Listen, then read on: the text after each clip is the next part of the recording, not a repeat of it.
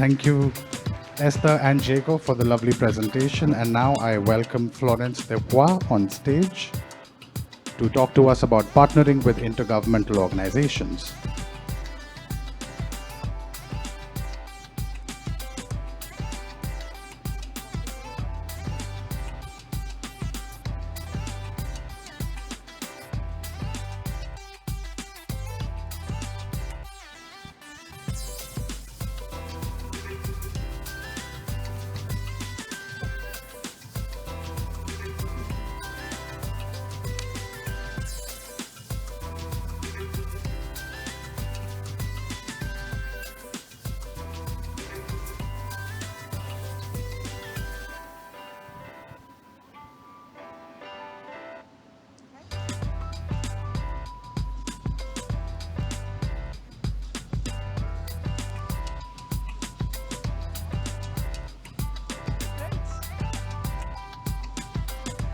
So welcome everyone. During this session, we will outline the work done in the past and currently and in the future with international governmental organization, also known as IGOs, but also talk about what is in the pipeline and how we can get involved in the work as Wikipedian in the different ways. So I'm Florence Depois, your host today, also known as Anter. And I have to clarify that the original host of this session was not supposed to be me. It was supposed to be Eric Luth, who is a project manager at Wikimedia Sverige. He works in particular on the Content Partnership Hub. And as part of his job, he works as well in lobbying efforts, in particular in Sweden, but also internationally. Unfortunately, Eric had to cancel his participation for personal reasons, so I am replacing him today. And in advance, I apologize in case of any mistakes from my part. Today, he will also be replaced by one of his colleagues at Wikimedia Sverige. So it's Josephine Helroth Larsen. So we have the pleasure of welcoming today several IGO participants. Representatives. So I will name Charlotte Beauchamp, Suzanne Lapstoon, Jan Dennison, and Valérie Lafont.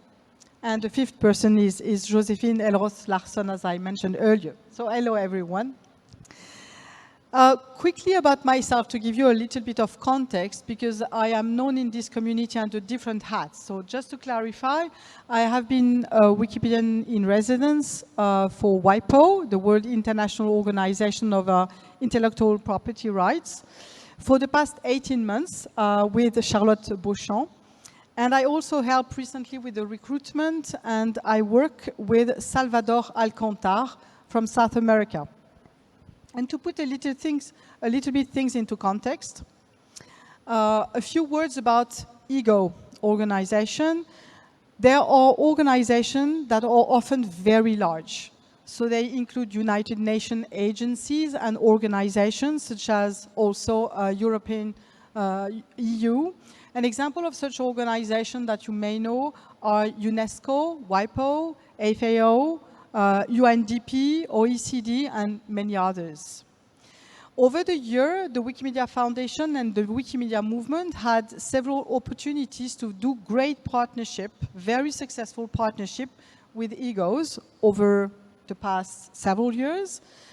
But in general, the work has been very often ad hoc and limited in scope. So one of the goal of today is to think about the partnership that we could create, more opportunities so that underserved communities and underrepresented communities could also be involved and create their own roles. And of course, there are also many organizations which do not have any relationship with IGOs at the moment with Wikimedia communities. So we have been thinking with Eric that we have lots of benefits in partnering with IGO. I am going to give a couple of examples. First, the organization have great amount of material that could be very valuable. Material that is about the entire world. That's a first thing. The second thing, it could also open opportunities, venues, access to conferences for local communities. A third benefits could be that it could create maybe some interesting funding opportunities for local volunteers and for Wikimedia organization, as many of them could be interested in hiring Wikipedian in residence. I would also clarify that in my case is very much facilitated in terms of work with WIPO, because WIPO made a decision in 2017 to move to a license, which is a CC BY license. So it's very practical. But many other IGOs have not moved to an open license yet, or currently thinking of. So one of the benefits of collaborating with IGOs might also be to further inspire them to adopt open licenses. So that's a whole bunch of opportunities, and that's also why we wanted to have this session to discuss that, to discuss the opportunities we have through this partnership. So I would like first to begin this panel by asking each of the people on the panel to introduce themselves, and maybe the best would be to ask Joséphine, because Joséphine, you're replacing Eric as part of this panel. So. Yes, thank you. I will try my best to represent Wikimedia Sverige from Sweden here today. And my name is Joséphine, as we've heard, and I work as a project leader at Wikimedia Sverige. My main focus is education and learning, and that's one angle I have into the content partnerships hub work that we are doing. So I work with Eric as well as my other colleagues, John, for example, Andre, and others that you might know, in trying to build capacity for the entire movement around content partnerships. So I will talk a little bit more about that work later on during this conversation, but I'm very happy to be here now. So maybe I would like to clarify that when you mention John, we are talking about John Cummings, who has been working with UNESCO for several years already. So maybe now moving to Charlotte, can you introduce yourself and maybe give us a little bit of information of how you already came to work with Wikimedia organization? Yeah. Sure. Lovely to see you, Florence. I wish we could be there in person with you, but great to be joining you. Thank you. Yeah, my name's Charlotte, and as Florence says, we work together at WIPO. So I'm head of publishing, but I'm also the lead on the internal open access policy, which also means that I have a role in this intergovernmental organisation network, because WIPO leads a working group on open access to try and facilitate and support the move to open access, and particularly the adoption of open licenses. As Florence says, it really makes things so much easier if an IGO is using a Creative Commons license. It makes it so much easier to share. So we're there to support that part, and so we can be a partner there with the IGOs to help this partnership with Wikipedia. And we first got started exactly because of this open access work, and the group has annual meetings, and we invited John Cummings to the first of these. So I've known John since 2017, and as we got ready at WIPO to start working on Wikipedia, he was obviously the first person that we went to run a pilot. So we started with him for about 3 months, and on the success of that, we then moved to working with different Wikimedians and residents, some of whom I think are probably joining you there in Singapore, Florence. There's Ayla, Hado Flood, and Sherry Antoine. And now we're working with you and with Salvador Moran. I must clarify that both Ayla and Sherry are here at Singapore. So I see Ayla over there. I don't know if Sherry, so Ayla is over there. And Sherry is over there. So they were number 2 and number 3. And unfortunately, John is not here. So that's 3 of 4. That's not bad. Okay. Big hello from me. So let's move to Jan. let's hear about, tell us about you. Hello, everybody.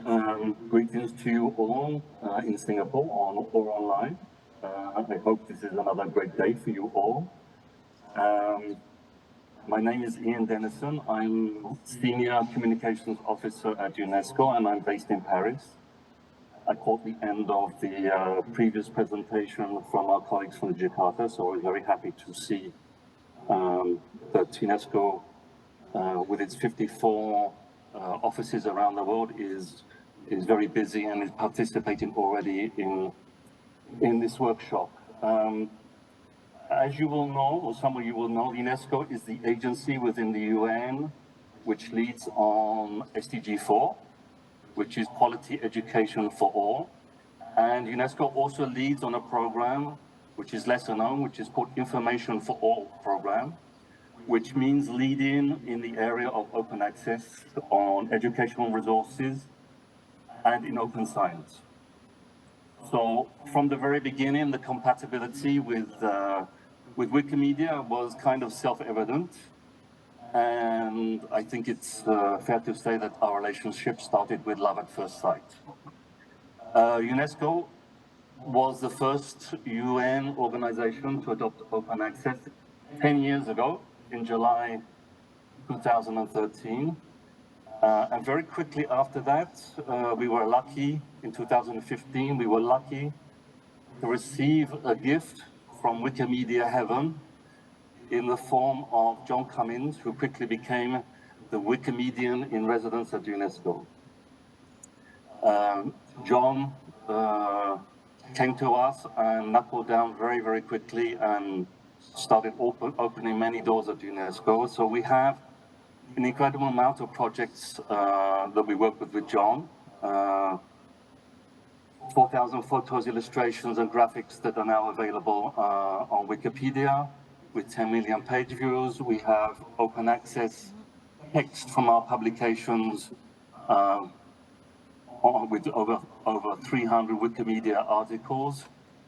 We are working with Wikimedia Sweden and Wikimedia Italia to produce, we produced a photography exhibition on cultural heritage at risk, which was displayed in Geneva and UNESCO and 10 other locations. We also have worked with Wikimedia Sweden on a project called Finding Glams to create the first worldwide map of cultural heritage institutions. UNESCO has also shared data sets on Wikidata, including information about World Heritage Sites, biospheres, which all come from our institute based in Montreal, which is the UNESCO Institute for Statistics.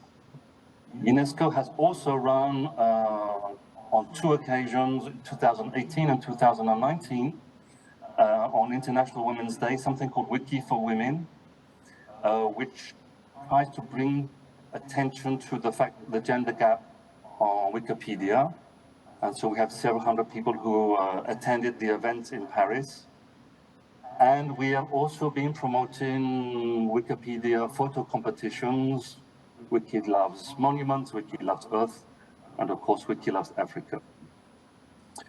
But as well as these projects, I would say that it's really important to highlight the work that we have done with the help of John in leading and providing support to other UN agencies and other IGOs on open access and to how to work with Wikimedia. So we've created a number of resources for everybody to use. And as Charlotte has just mentioned, he has helped several other agencies set up their work on open access and developing relationships with Wikimedia. So that's it in a nutshell. Back to you. Thank you for this explanation. You made me suddenly realize that I actually joined that meeting, that session in Paris as one of the trainers. So I had completely forgotten about it. So I wanted also to mention that this morning, Jan, maybe you're not aware of, there was a wonderful presentation of Mrs. Maki Katsuno Ayashikawa. I don't know, is it in you? Yeah, I was thinking it was you, I was recognizing you. So she's here, and she gave a wonderful presentation this morning of perhaps not all, but many of the work that has been done over the past few years with UNESCO. And sincerely, I had no idea there were so many. So that was a discovery for me as well. I really liked it. So thank you for that presentation. So moving to our two other guests. So Suzanne, maybe? What about you? Can you tell us more? Yes, sure, and nice to see you, Florence, and to be with you virtually. So my name is Suzanne Lapston.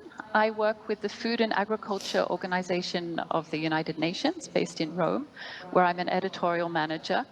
And I'd just like to say a few words about FAO, because I think not everyone knows who we are and what we do exactly. So it's the Food and Agriculture Organization, but within that, there's a lot that's packed in. So there's agricultural production, of course, food and nutrition, but also environment and climate, economics, rural development, climate, land and water, fisheries, forests, you name it. So it's all about sustainably managing our planet and connecting the dots between our natural resources and how we grow our food and feed the people on the planet. But in addition to that, we're primarily a knowledge organization. So unlike some of the other food organizations like WFP, the World Food Programme, we are not mainly an operational organization, we're mainly a research organization. And in fact, the very first function listed in our basic texts, which is like our constitution, is that we shall collect, analyze, interpret, and disseminate information. So Wikipedia is kind of like a perfect match for what we want to do to get the information, the knowledge that we produce out there. And so my role within FAO is within the publications and library group, where I'm responsible, amongst other things, for coordinating dissemination and for the open access policy. And we went open access in 2018, so with a policy to share our content under a Creative Commons license. But even before that, we had always made our knowledge available, in fact, for decades for free online. But as we discussed in another recent workshop, we don't just want our knowledge to be available and reposing in a repository. We want it to get out there. We want it to be found by the people who need it. We want to be in the places that people go looking. So when I found out that UNESCO was working with a Wikimedian in residence, I got really excited, and I was also in touch with John Cummings. His name will be mentioned a lot, I think, and so we were really appreciative of being able to benefit from his knowledge and make our first steps in 2019.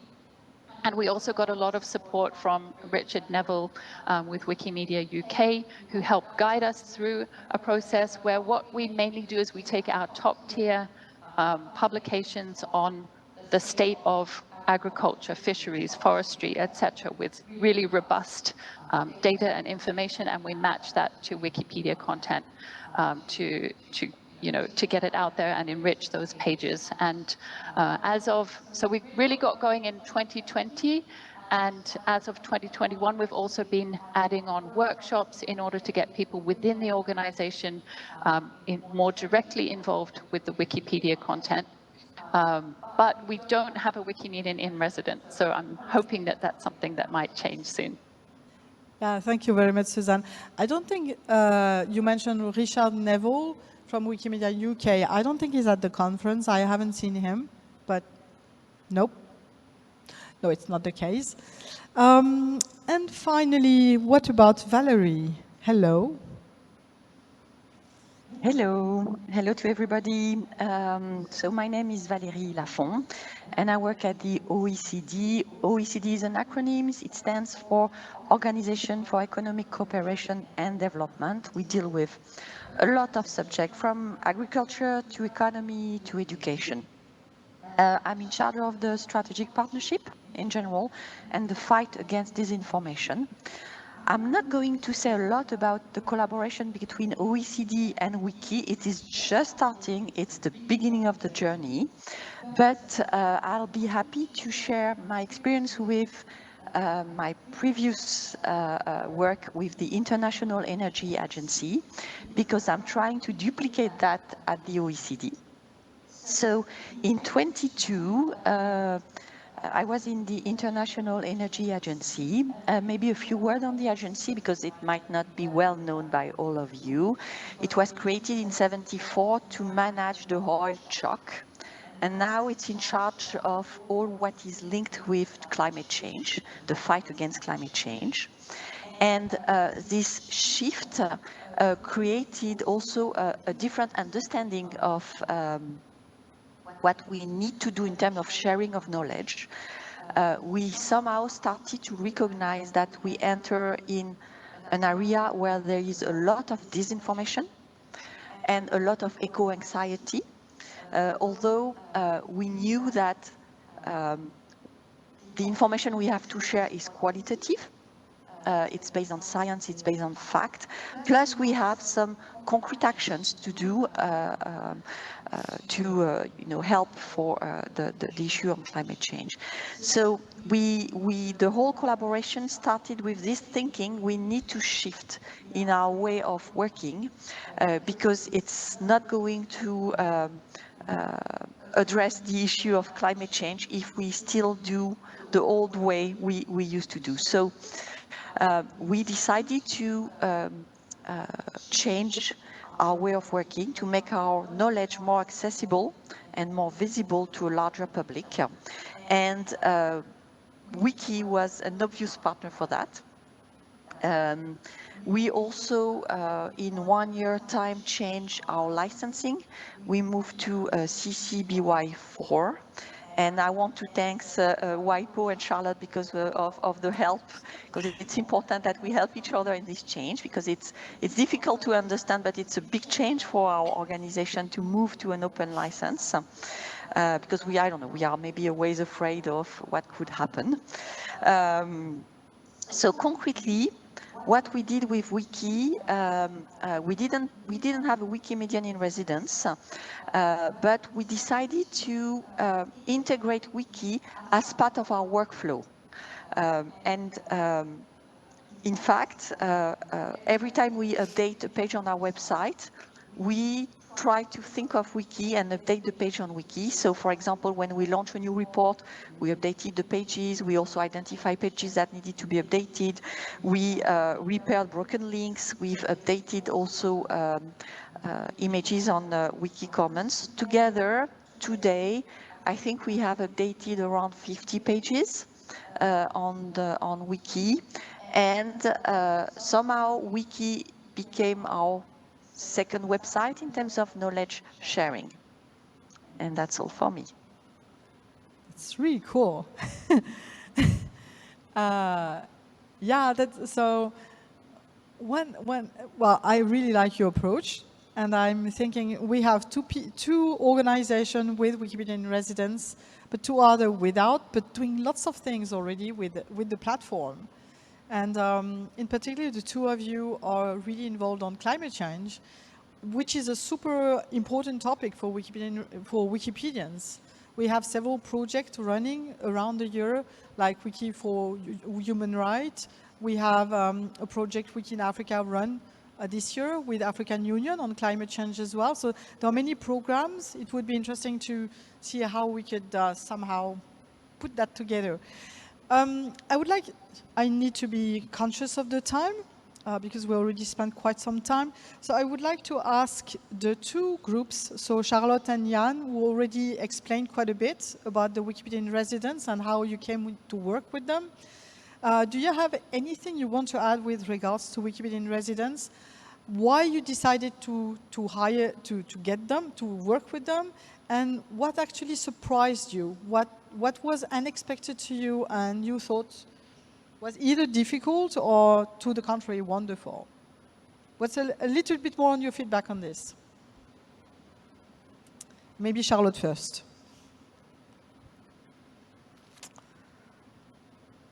Sure, happy to go first. Choosing the Wikimedians was easy because obviously we all knew John.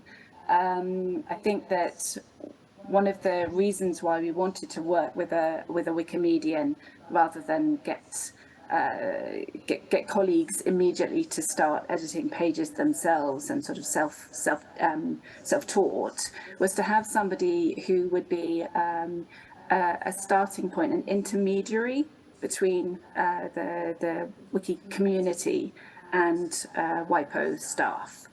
And also to have somebody who's extremely experienced and already working with another intergovernmental organisation who would be able to give us ideas, because it was initially a pilot. So to try out lots of different techniques, lots of different things that we could be sharing, a little bit of images, a little bit of data, lots of text sharing, and to try different methods of working with staff as well. Do we train people up to be editors? Do we get them to pass over the information to the Wikimedian and the Wikimedian does everything? Or is there some kind of collaboration in between?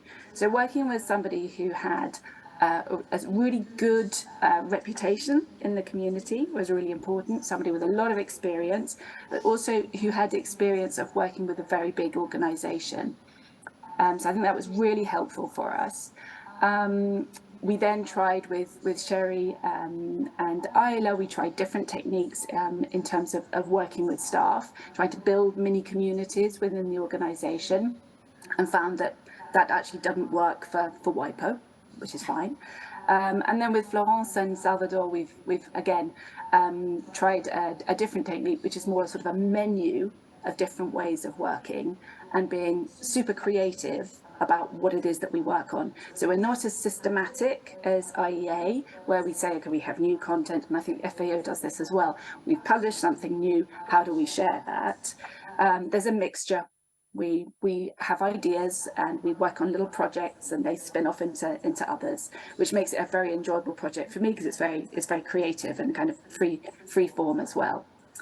One of the things that surprised me, I think, about working with a Wikimedian in residence is that Florence, as you all know, has quite a reputation, and I would have thought she would be untouchable. And what I love about working with the wiki community is that it is as strict on its own as it is with newcomers. And this is going to surprise you, but Florence actually had edits reverted because she had shared content that was a copyright infringement. She was actually plagiarizing WIPO's own content because she was sharing from our website before we moved to an open license for the website. So we had terms and conditions which were very open, but they're a little bit ambiguous. And somebody came and stopped the edit. So we had to go back, and we actually then applied the CC BY license to the whole site. But that was something that surprised me, and I was very admiring of, that the community also watches their own. And it made me so grateful to have a Wikimedian in residence who is taking on that role, who knows how to communicate with the community and obviously with my colleagues too, but who has that sort of sensitivity and diplomacy that the Wikimedians that we've worked with have. I would say those are my takeaways. Thank you for that detailed answer. I'm a little bit worried about time, so I'm thinking maybe I will give the voice in advance to Josephine to make sure that you have the opportunity to share what Wikimedia Sverige has been thinking about to facilitate maybe partnerships. So maybe with WIPO, with UNESCO, with FAO, OECD, or maybe other organizations. You came up with some ideas, and I'd like you to explain a little bit. Do not take all the time so that we have time to come back to the others and with the room as well. Thank you. Thank you. Sverige, is Sweden in Swedish. It's a little bit difficult to pronounce. Well, I will try my best to share a brief introduction to how we work with this kind of collaboration and cooperation. And over the years, Wikimedia Sverige, Sweden, has gained our own experience through working with content partners nationally, locally, and internationally as time has passed. And we have sort of gathered a network of who has experience, all of these extremely competent people all around the world. And we have also been aware of the needs of both the movement and of potential partners, the IGOs in this case. So over the years, the organization has begun thinking, well, maybe we can do something with this. And that's where the idea of a content partnerships hub started. And that's an initiative that we are currently running. And why content partnerships? Well, we have heard great examples of that during these minutes ahead or previously, because we have seen that there are lots of organizations that have lots of material, high quality material, as Charlotte mentioned, in different languages, for example, and of different kinds. And of course, the Wikimedia platforms wants to share that knowledge. They can be the platforms for sharing that knowledge. And both parties might need some help. The institutions might need some help in adapting the material and making it fit for the platforms. And the platforms might have to be prepared in getting all of this material onto it so that the volunteer community is prepared for handling the material. And that's where we think that a hub can be a good way of doing that, be the bridge between the content partners and the platforms. And why do we then work with IGOs in this connection? Well, the quality of the material that we have come across this far is great. It is of high quality, but it doesn't have the reach that it might potentially have when it stays on their own platforms or the institution's own platforms. So that's where we think we can reach out in, of course, a huge scale. And the Wikimedia movement is, of course, global, as well as the IGOs. There might be lots of different platforms, areas of connection, for example, local volunteers all across the world, and people involved all over, as well as people with interest of the information all over the world.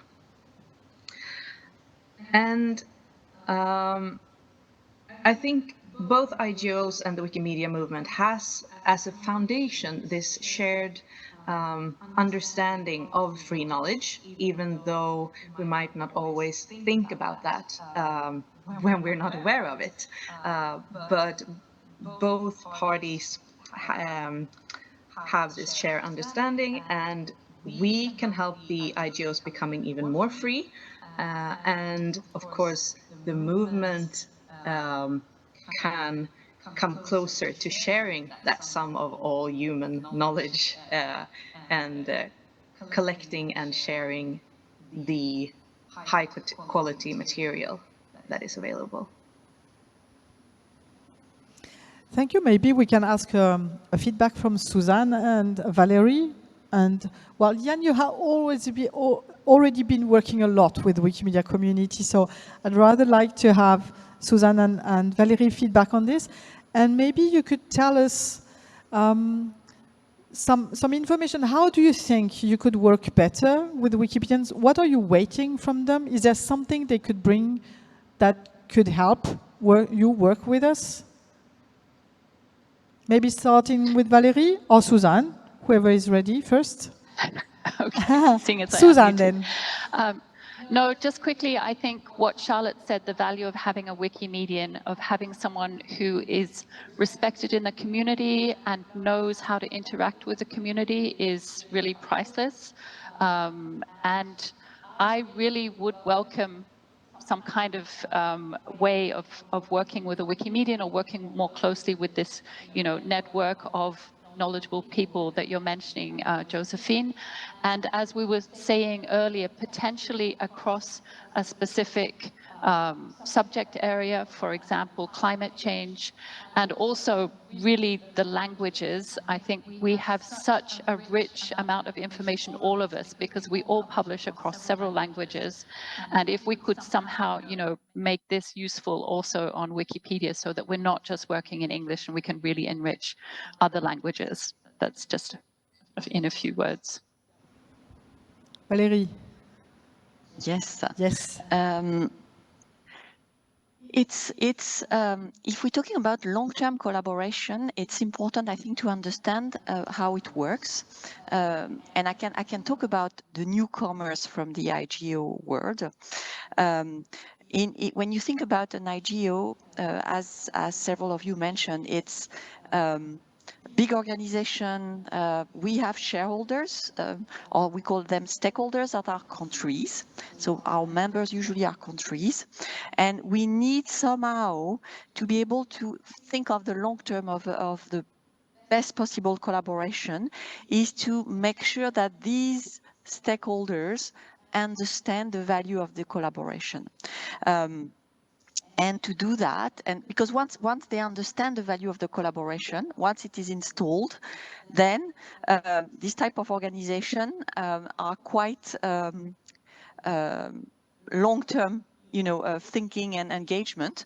Once it is installed, once it is in everybody's mind, then it's easier because it is there and it goes on and everything is organized for that.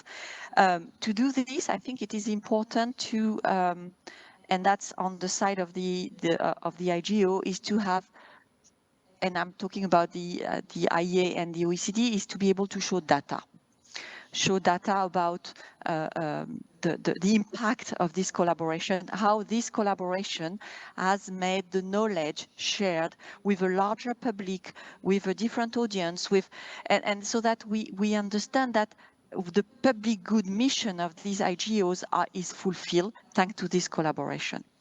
Then I was thinking of another aspect, and it's with the community, is how to build trust with each other, the community and us. And on our side, clearly, we need to accept that the community can engage with our content and use our content. And it's not only our experts only that can write about our content. And it's important to say that because we tend to be protective, as we are really careful with the wording and the science and all of this. We tend to be protective with our content. On the other side, for me, it's important that the community understand that our mission, our vision is about public good. It's not about commercial. It's not about. Of course, we want to show that we are read, but the whole ultimate goal is public good. And I think if we understand each other on this aspect, I think that would be helpful. That's at least my point of view. I hope everybody in the room hear well. Tools, data, measurements, and trust. But measurement, trust, data, thinking about it.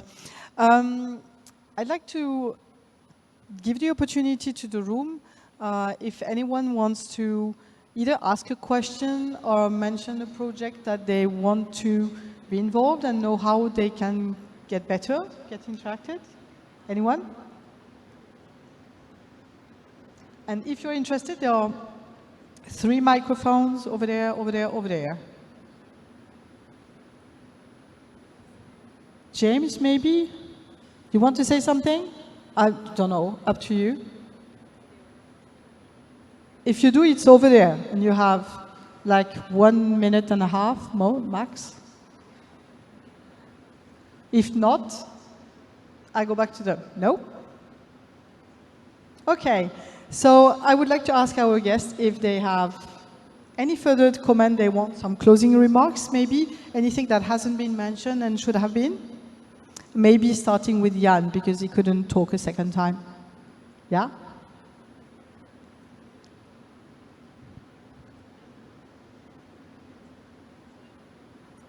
Thank you. I just would like to go back to the question that was raised about long-term collaboration between Wikimedia and the IGOs. I mentioned at the beginning that between UNESCO and Wikimedia it was love at first sight.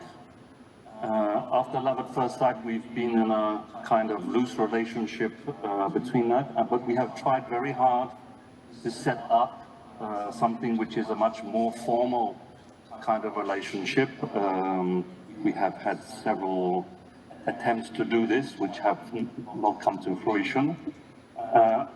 Maybe what Josephine was talking about, the creation of this hub, goes some way to deal with that, but I think this idea of working together on specific themes, I think climate change is one of them, maybe human rights is another one. As a group of IGOs, working with Wikimedia on this, as a long-term project with a long-term vision, in a kind of clear partnership, this is much more interesting, I think, for us, at the stage that we are at the moment.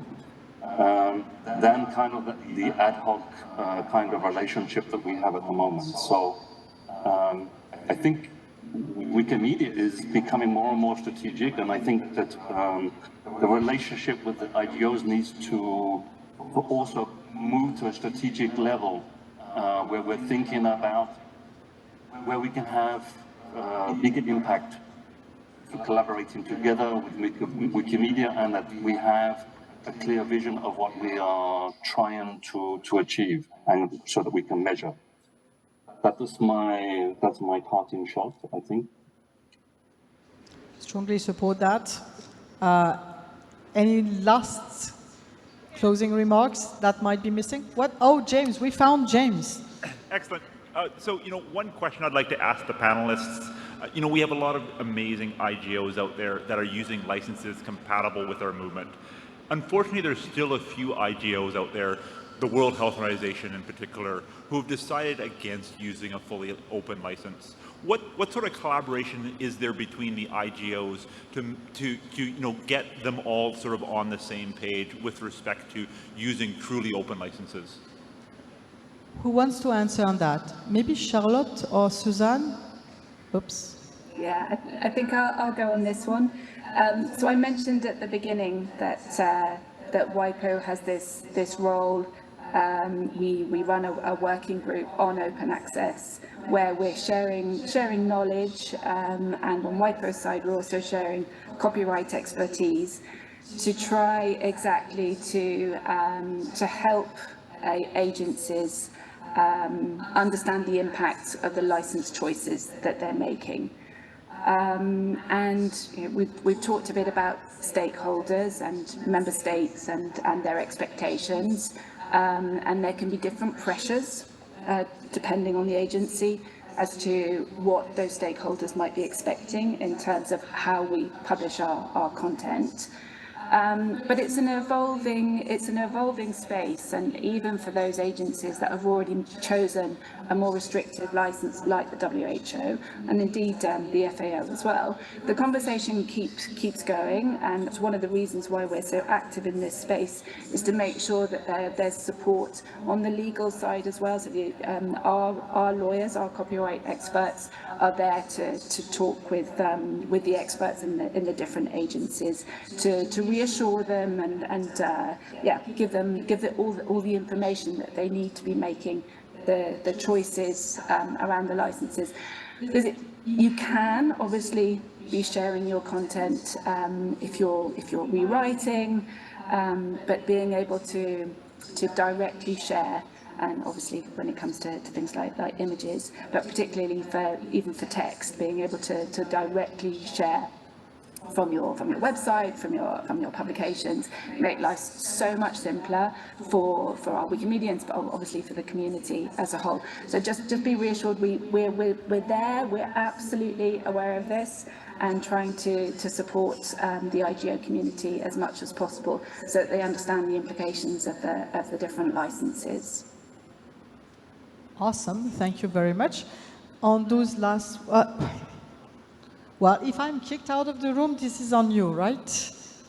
Okay. I'll keep it very short. I will thank you for this presentation. I will thank you for the initiative to bring the 5 IGOs to Wikimedia and share the relevance of our platform and share the relevance of our mission for the work that you do. Thank you very much. Okay, thank you very much, everyone. We will be closing here. Thank you, Charlotte, Jan, Suzanne, Valérie, Josephine, and those who commented, James and such. And see you next time, maybe. Bye-bye. Thank you. All right. Thank you, Florence. Hi, everyone. We will have a quick, we have about 7 minutes of a tea break. The tea will be down on the 3rd floor. If you could quickly grab your friends and a cup of coffee and come